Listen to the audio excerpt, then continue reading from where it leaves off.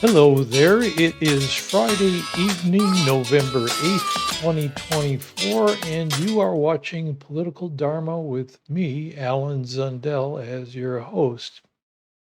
Morning after the election was the last time I produced a video, and in that I gave you my initial impressions of the results of the election, especially focusing on alternative candidates like Green Party nominee Jill Stein, Libertarian Party nominee Chase Oliver, and also Robert F. Kennedy Jr., who suspended his campaign, but whose name was still on the ballot in many states, more than half of them, I believe. Today, though, I had the opportunity to go into some of the numbers more deeply, and I have a somewhat different story to tell you now that I've had a chance to look and think about this. What I'm going to do today, well, first of all, let me say that the general story that you've been hearing in the mainstream media is how this election really was a triumph for Donald Trump, that he not only won the popular vote, but he got a very big decisive margin in the Electoral College, both of which are true. But my story is going to be a little bit different. It's less of a triumph for Donald Trump and more of a disaster for the Democratic Party. I also talked about how the results for the alternative candidates were disappointing because none of them got anywhere near the 5% they were hoping to get for getting public funding in the next election. But I do see signs of encouragement, at least for the Green Party. And I have a better tale to tell about Robert F. Kennedy Jr. because, as a couple of commenters on my last video did remind me, that he suspended his campaign and asked people to vote for Donald Trump. The reason I was looking at Kennedy from the standpoint of his share of the vote was that a lot of people said they were not going to vote for Trump, but they were still going to vote for Kennedy in hopes that he would get 5% and get public funding in future elections. But that's not going to happen because, as with the Green Party and Libertarian candidates, he got less than 1% on his own. And his party, the We the People Party, is only going to maintain ballot access in one state, as far as I know, the state of Oregon. Everywhere else, because he dropped out, is really not going to maintain that party on the ballot. But let's first of all go to the Ballotpedia as of yesterday, I think midday, and here, what I want to point out is this is the results more or less close to what I was talking about on Wednesday. But if you look down there and you see that Stein, Kennedy, and Oliver are each at about 0.4% of the national vote. That is why I thought they did not do very well. But I do want to focus on them, and I'm going to leave out the rest of the alternative candidates because, as you see, the next highest total was for Claudia de la Cruz of the Socialism and Liberation Party. She got just about 100,000 votes across the country, whereas Jill Stein, Robert Kennedy, and Chase Oliver each got over 500,000 votes. And in Kennedy's case, that is pretty impressive by comparison with these other candidates because he wasn't on the ballot in all the states and because he had suspended his campaign and was asking people to vote for somebody else. So that is an impressive achievement by Kennedy, even though it's not very good for the people who supported him but did not want to support Donald Trump. Anyway, I'm going to focus on the top 5 candidates. And let's take a look, first of all, not so much at the percentages that the various candidates got of the popular vote, but at the raw vote totals. Here, I want to compare this year with the last presidential election back in 2020, which you will see on your screen. And I will explain to those of you who are listening to this rather than watching it in video form. If you're looking at the top 5 candidates here, Donald Trump of the Republicans, Harris of the Democrats, Kamala Harris of the Democrats, and then the Libertarians and the Greens. And RFK, of course, only ran in 2024, not in 2020. And then all the other candidates I've aggregated at the bottom. First of all, I want to say where I got these numbers from. The 2020 numbers are from Wikipedia, which is a pretty good source for past elections, getting their numbers right. And then in 2024, Wikipedia didn't have the latest figures. I've gotten the figures for the Democrats and Republicans from USA Today just this evening, just before I went to record this. This was pretty much close to what they were still showing. So maybe slightly different. I think Kamala's numbers are up to 70 million rather than 69 million, as you see on your screen. But otherwise, it's very, very close to the latest figures. And for the rest of the candidates, Libertarians, Greens, RFK, and others, I did not have a more recent comparison than that on Ballotpedia yesterday because USA Today does not list all the candidates nationally. I would have had added up state by state, which I did not want to spend the time doing. So I think these numbers are close enough at least to do a initial impression on what they may be telling us. First of all, the Republicans, they lost some votes from 2020, about 876,000. That's nearly a million votes. Not a huge number in terms of the total number of people voting in the country, which is around, what, 140,000, 150,000, something like that. Excuse me, 140, 150 million. So 1 million is not a big number. Republicans did lose a little bit from 2020. But the big thing there is that the Democrats lost 12 million votes from 2020. So we went down from Joe Biden's total of about 81 million in 2020 to Kamala Harris in about 70 million. So it's about 11, 12 million votes they lost. Look way down at the bottom of the list where I total all the candidates together. And what we see is that there was a loss of about 13,839 votes from 2020 to 2024. That is, about 13 or 14 million people did not turn out to vote. Fewer people turned out to vote in 2024 than in 2020, and most of that loss went to the Democrats. So what we see here is that the Donald Trump did not increase his vote total very much from 2020, but the Democrats did lose almost all, they lost a huge number of voters, and that was because people simply didn't turn out to vote. Now, there's not necessarily a one-to-one correspondence between the people who voted for Democrats or Republicans in 2020 and those who voted for them in 2024. You know, people can switch around parties, but pretty much people stay fairly consistent, except for a small subset of voters who are the swing voters going back and forth. And so I think you can make this determination from here, just looking at it, that what happened in the race between Donald Trump and Kamala Harris was that the Democratic vote did not turn out. They lost some 12 million people who just didn't go out to vote for whatever reason, not excited about the race or just discouraged about the turn the Democrats took. And I think as you look at some of the polls, which I was glancing at in the news stories, a big part of the reason is that they were not addressing people's economic concerns. And I would add into that a lot of young people turned against the Democrats or didn't turn out to vote because of the party's stand on Israel's war in Gaza. So that would be my impressions here of that. Now, if we look at the others, we see that the Libertarians also had a huge loss of about 1 million votes. That is 1,277,000 votes from 2020 to 2024. For them, that's a lot of votes because of how small they are to begin with. In 2020, almost 2 million votes, and in 2024, just over 500,000. So that's what just about a quarter of what they had in 2020. A little better than that, but around a quarter or so. The Green Party, however, did improve upon 2020, even though the percentage-wise was not a big change. They went up about 253,000 votes. So that's the Green Party building on what it had in 2020. Here in 2024, I think they did pick up a lot of people who had either not voted in 2020 or in 2024 maybe would have voted for the Democrats, but not a huge number of people going towards the Greens away from the Democrats. That wouldn't have made a big impact there, and I'll talk about that more a little bit later. And the Libertarian loss, let me add this. Libertarian loss was largely due to infighting within the party. A lot of libertarians were trying to push for Donald Trump or Robert F. Kennedy Jr. to be their candidate.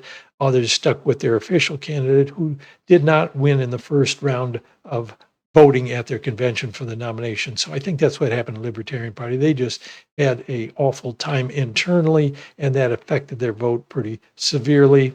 All right, and then fewer people voted overall, but that column on others from 2020, other candidates was about 649,000, and then in 2024, I had 335,000. But you have to take into account that RFK would be an other candidate other than the top four parties up there, so that if you kind of tie those together, the number of other voters was actually increasing, I think, rather than shrinking. But let's go to another slide here to get that picture a little filled out. What I've done here is I've aggregated the loss of the Democrats, Republicans, and Libertarians, because each of them lost some votes from 2020. The Democrats lost a huge number. The Libertarians, for the size of their party, lost a huge number, and the Republicans just lost a little bit. May even turn out, when they finalize the votes, that they're just about even with where they were in 2020. But if you add all those parties together, their loss added up to about 14,417,000. And if you see the total loss in votes from 2020 to 2024, that is the number of voters who did not turn out, the loss in voters turning out to vote.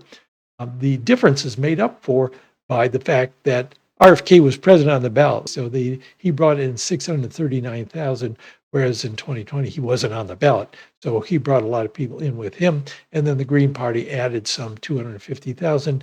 And if you add those together, the gain for the Green Party, the gain by RFK, and the loss in other candidate voting other than RFK and the Libertarians and Greens, we get a plus of 578,000. So that says that there was a big loss among the Democrats and Libertarians, and that loss can be explained by fewer voters turning out to vote, plus more people voting for RFK and the Greens.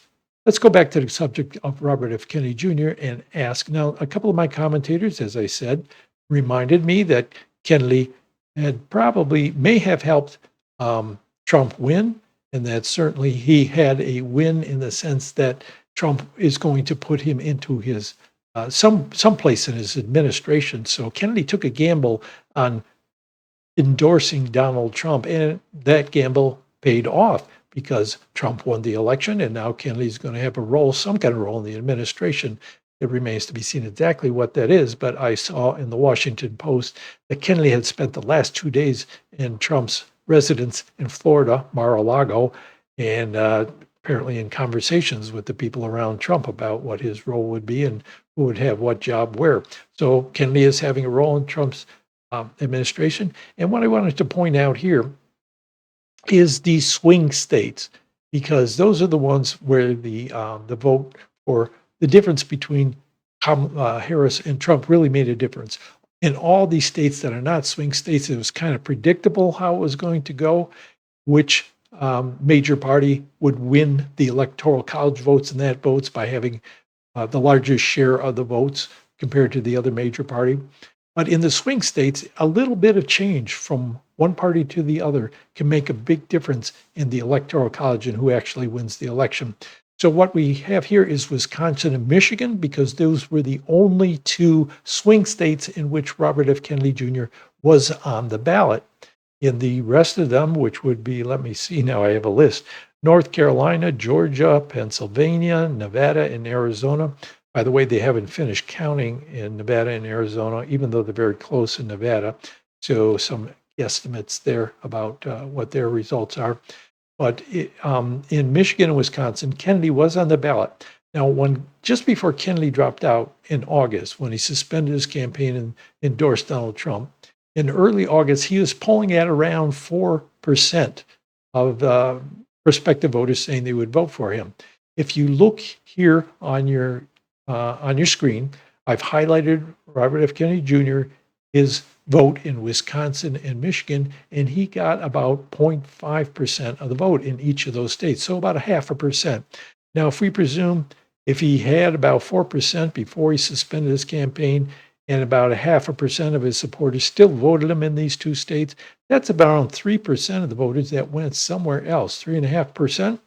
So if many of them went over to Donald Trump, it would have made the difference in most of these swing states, especially here in Wisconsin, where you see the difference is very narrow. It's about 1%. Let's see, in Wisconsin, it's a 0.9 percentage point difference between Donald Trump and Kamala Harris. And if Kennedy brought over somewhere around 3% of the vote, that would have made the difference, right? That would have made a big difference.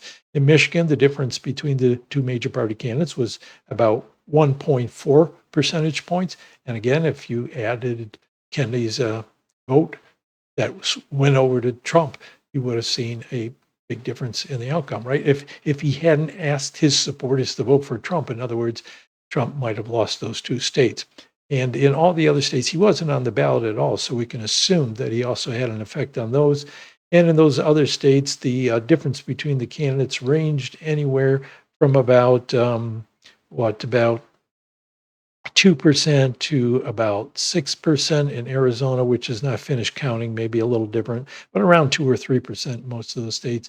So Kennedy's supporters going over to Trump in the swing states might very well have made the difference in this election. On the other hand, the Democrats can't blame Jill Stein or the other leftish candidates like Cornel West or Claudia de la Cruz for their loss, because their aggregated vote totals in these swing states in no case would have made up for the difference between Harris and Trump.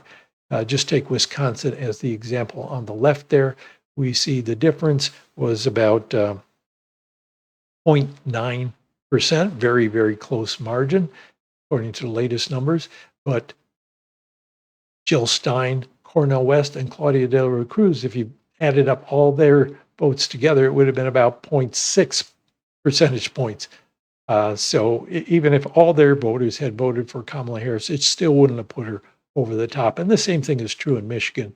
The left candidates like Jill Stein and Cornel West, if you added their votes to Harris, it wouldn't have made any difference in the outcome. So this really was not a matter of a spoiler election by the minor parties. It was more of a case of an election that was swung by Robert Kennedy towards Trump after the Democratic Party drove him out and gave him a hard time getting on the ballot and all the things that they did. He brought his supporters over to Trump, and that's may have made the difference, very well have made the difference.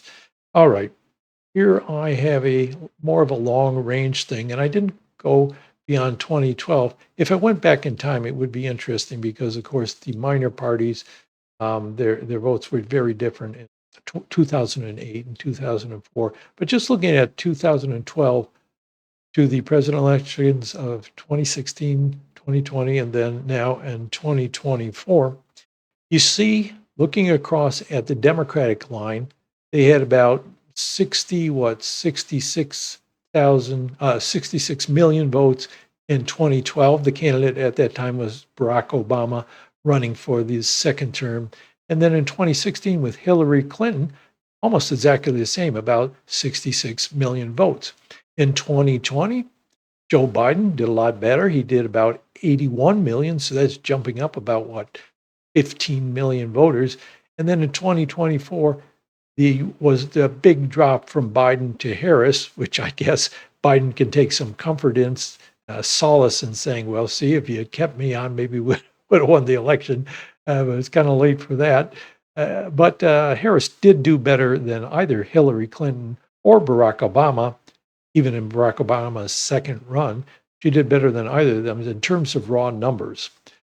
But it did go down from 2020. So it looks like the Democrats are stuck at around 66 to 69 million votes over these last several years, except for that one big bump under Joe Biden. And the reason for that bump was, of course, a lot of people went over to the Democrats because they wanted a change from Trump. They just simply were tired of Trump and all the things that went along with that and took a chance on Biden. And what we see in 2024 is that those voters who took a chance on Biden some of them regretted it. And so it went back down to a baseline for the Democrats, which is less than what the Republicans' baseline is now. If you look at the Republican line in 2012, and this would be Mitt Romney running as the Republican, he got about 61 million votes. And then in 2016, Donald Trump got about 63 million. So that's only about 2 million more. Donald Trump didn't do all that much better in terms of getting votes than Mitt Romney did. But in 2020, with the big race between Biden and Trump, the Trump supporters came out in force and added, about 11 million votes to his previous 2016. And then he maintained that pretty well this time around, from 74 million to about 73 million. So not that much difference. And in the end, it may be very close to equal. So what we see in the Republicans is that Donald Trump did typical for a Republican in 2016, at least compared to Mitt Romney. And then he went up from there, and now he's staying up in this election. So this is the story of Donald Trump having, after people had a chance to consider him, having increased his vote total, and the Democrats, after a bump under Biden, going down to their baseline. And it looks to me like this is pretty much a realignment, which is now making the Republicans the dominating party after those 8 years of Barack Obama. And that slight that aberration of the 2020 campaign where Joe Biden beat Trump, it really looks like that was just the last gasp of trying to maintain the Democrats' equality with Republican presidents in the last many decades. Okay, so looking at the Libertarians here, what we see is, to me, this tells a different story than I had in mind. In 2012, their candidate was Ron Paul, who was very well known across the country, or at least among political aficionados and libertarians. He is a libertarian, but he was a Republican congressman. He was the nominee of the Libertarian Party, and he got about 1,276,000 votes, which is pretty good for a minor party. Then in 2016, their nominee was Gary Johnson, the former governor of New Mexico, so he had a political profile. He was better known than your average minor party candidate. And it jumped way up. The Libertarian Party jumped way up to about 4.5 million votes in that election, so doing very well. And in 2020, they had a relatively unknown candidate who was known within the party, a longtime party faithful person, Jo Jorgensen, and she got about 1 million, almost 2 million votes, about 1,866,000. So she was actually doing better than Ron Paul in terms of raw vote numbers. It looks like 2016 was an aberration for them, that Gary Johnson did really well, probably not because he was Gary Johnson, but because a lot of people couldn't stomach either Hillary Clinton or Donald Trump in that year when they were running against each other. In fact, if you look down to the other candidates' bottom line there, we see from 2012, there's about 491,000 votes for other candidates, that is, other than Democrats, Republicans, Libertarians, or Greens. 2016, that jumps up to 1,884,000. So lots of other candidates getting votes, some of them not even on the ballot. They're coming in as write-ins, like Bernie Sanders. And in 2020, going back down again. So what happened in 2016 is you had two unpopular candidates, Donald Trump in his first run and Hillary Clinton in her first run. And a lot of people were opting for other parties and other candidates. You see the Libertarians with a big bump. You see other candidates with a big bump. And you also see the Green Party with a big bump. So let's talk about the Green Party. 2012, which is the first time Jill Stein ran for president as the Green Party nominee. She got about 470,000 votes. Respectable for a minor party, but nothing to, write home about, as the phrase goes. 2016, her votes jumped up quite a bit. She ran again in 2016, got 1,457,000. That's about 1.5 million votes, which was quite an achievement for a minor party candidate. But it seems it had less to do with Jill Stein and the Green Party and more to do with people just wanting to go somewhere other than Democrats and Republicans in that year of 2016. All right, by 2020, the candidate was Howie Hawkins, not Jill Stein. She took a break that year. And the impression I had that Howie Hawkins did a lot worse than Jill, probably because comparing 2016 to 2020 there's quite a drop off. But really, when you look at it, he's back to about where Jill Stein was in 2012. And Jill Stein was an improvement on the candidates in both 2008 and 2004. So what we see is Howie Hawkins not doing all that bad for the party, bringing it back to a baseline. And then 2024, not a baseline really, but where it had been at before the anomalous year of 2016, when people avoided the major parties. Here in 2024, Jill Stein's at 660,000 votes, last count that I saw, which means she's improved over the 2012 and 2020 elections, although it was a drop off from 2016, but not doing bad for the Green Party. I mean, they're up above where they were at in most of the previous elections, up to from the time of Ralph Nader. After Ralph Nader, really, this is their best performance other than in 2016, which was the year of the other candidates. So Green Party is growing compared to where you would expect them to be. All right, I think that's about all I have to say about that one. So Greens, Democrats, not much change overall over the course of this time period. The Republicans had a jump in 2020 and sustained those numbers in 2024. Libertarian Party had a growth period and then a big drop off in 2024 this year because of the party infighting. And total number of voters, it had been going up from year to year, more of a turnout in 2016 compared to 2012. And then again in 2020, it went up again. But this year, it fell back down a little bit. So fewer people voting than in the previous year, although it's not down to where it was in 2016 or 2012. All right. So I guess to summarize, I'll bring this back to me. I think that's all my slides so far.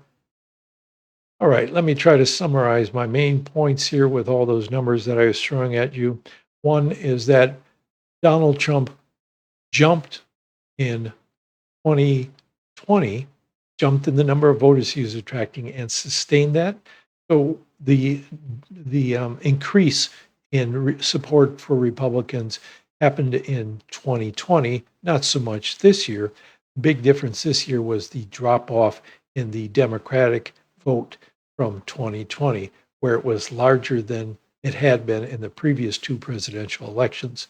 So we see the Republicans having gained votes under Trump in these last two elections, and the Democrats having had a temporary gain in 2020 and lost that in 2024. So this is a story of how the Republicans under Trump have gained and the Democrats have lost, but it's been different than just this particular election. It's been a trend unraveling over the last several elections. And my second big point is that Robert F. Kennedy Jr. probably did help Trump win in this election. In the swing states, he probably made the difference that gave Trump the advantage in the Electoral College. And finally, that the Libertarian Party has really lost a lot of votes and is in trouble, deep trouble. And the one prediction I made that I can remember that seemed to pan out was that probably the Green Party is going to do better this year than the Libertarians, and that did turn out to be true. So the Green Party's vote total is a little up from where their average had been, their general vote total. If you discount the year of 2016, the Green Party's up a little, and certainly up since the last presidential election, but the Libertarians are way down. And that is it for this show. And I'll probably be looking at some numbers more. I do want to do another show on what happened with the open primary ranked choice voting ballot measures. I'm going to be talking, I hope, to somebody who's more abreast of what's going on in those states and what's been happening in the whole movement for voting reform. Hope to bring that to you sometime next week. Otherwise, I'll be looking at further trends and seeing what happens, especially in this new Trump coalition that's forming the Republican Party. and then getting towards the end of the year and setting some new agenda for next year. Thanks again for watching. I really appreciate your likes, your comments, your shares, your support. Nobody's given me donation in a long time. Maybe it's too close to Christmas. You got to save your money. I understand that. I don't need the money. I'm doing well, but I will be using that money for some political projects rather than for myself. But if you do want to give some money, you can either become a Patreon member at patreon.com/political dharma, or you can go straight to the Political Dharma website, the poor little website that I have not been paying much attention to, and give a one-time donation. Appreciate anything you give. And we'll just keep on going, see what's happening in events evolve or regress or whatever, however you look at it. With ease, I see the chains are breaking. We gained our focus. The moves we're making will prove to determine our self-worth as a passenger on this vehicle Earth.